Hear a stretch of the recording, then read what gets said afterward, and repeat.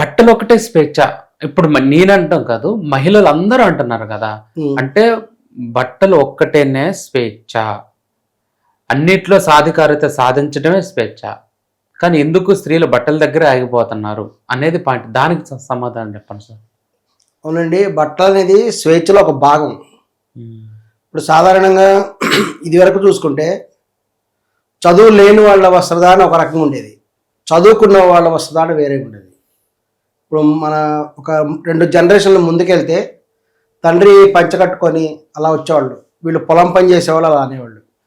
కొడుకు చదువుకుండగానే టీ కృష్ణ గారి టైంలో మీకు బాగా గుర్తుండే ఉంటుంది, టీ కృష్ణ గారు ప్రతిఘటన ఈ సినిమాలు తీశారు. ప్యాంటు చొక్కా వేసుకునేవాళ్ళు, ప్యాంటు చొక్కా వేసుకున్నారంటే అబ్బాయి చదువుకున్నాడు. అంతకుముందు కొన్ని సినిమాల్లో వచ్చినాయి, ఆ సినిమాల్లో అమ్మాయిలు కూడా ప్యాంట్ చొక్కాలు వేసుకున్నారు. కొన్ని సినిమాల్లో మామూలుగా ఉండే వస్త్రధారణ కాకుండా ఆ డ్రెస్సులు చూసి కొంతమంది కాలేజీలకు వెళ్ళడం మానేశారట. సాంప్రదాయవాదులు కాలేజీలు చేర్పించుతున్నారట. ఎందుకంటే కాలేజీలో చేరితే అమ్మాయిలు చెడిపోతారు. ఎందుకు చెడిపోతారంటే వాళ్ళ ఉద్దేశం అంటే వస్త్రధారణే, కేవలం వస్త్రధారణ. మీరు 1980s ఆ టైంలో సినిమాలు కూడా చూసుకుంటే కాలేజీ గర్ల్ అంటే ఒక టైట్ ఇది వేసుకొని, టైట్ ప్యాంటీ వేసుకొని, జుట్టు జడేసుకోకుండా ఇలా ఇలా పెట్టుకొని, పుస్తకం ఇలా ఇలా ఊపుకుంటూ విజిల్స్ చేసుకుంటూ, లక్ష్మి గారు అని ఒక సీన్ అన్నట్టున్నారు. ఆమె కూడా కొన్ని సినిమాలు చేశారు.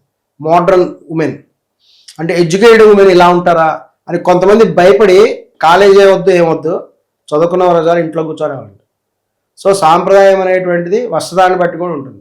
అంటే మన సాంప్రదాయాల్ని గౌరవించాలా వద్దా మీ దృష్టిలో? సాంప్రదాయాన్ని 100% గౌరవించాలి, అందులో ఎటువంటి డివియేషన్ ఉండదు. మరి ఎందుకు సాంప్రదాయాన్ని గౌరవించాలనుకున్నప్పుడు భారతదేశానికి అది పురుషులకి స్త్రీలకు కొన్ని రూల్స్ పెట్టారు కదా. అవును, నిండైన వస్త్రధారణ అనేది స్త్రీలకు చెప్పారు, పురుషులకు చెప్పారు కదా. మరి స్త్రీలు ఇలా చేస్తున్నప్పుడు, ముఖ్యంగా మీ అభిమాన నటి ఈ విధంగా చేస్తున్నప్పుడు ఆమెను మీరు ఎందుకు విమర్శించలేదు?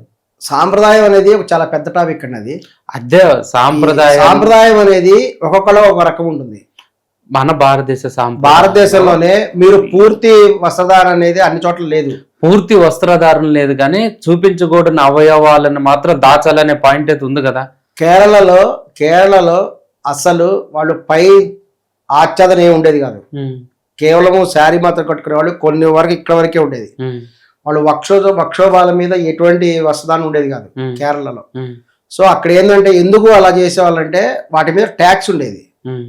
ఎవరైతే ఈ పైన జాకెట్ వంటి తీసుకుంటారో, వక్షోభాలు కనపడకుండా చేస్తారో వాళ్ళకి ఎక్కువ ట్యాక్స్ కట్టాలి. అదే ఇప్పుడు ట్యాక్స్ ఉన్నప్పుడు కనపడేలా చేశారంటూ ఇప్పుడు అవసరం ఏంటి? అలాగే మహిళలందరూ అడుగుతారు. అలాగే గిరిజనులు కూడా వాళ్ళకి కూడా ఈ వస్త్రధారణ లేదు, జాకెట్ వస్త్రధారణ గిరిజనులు లేదు.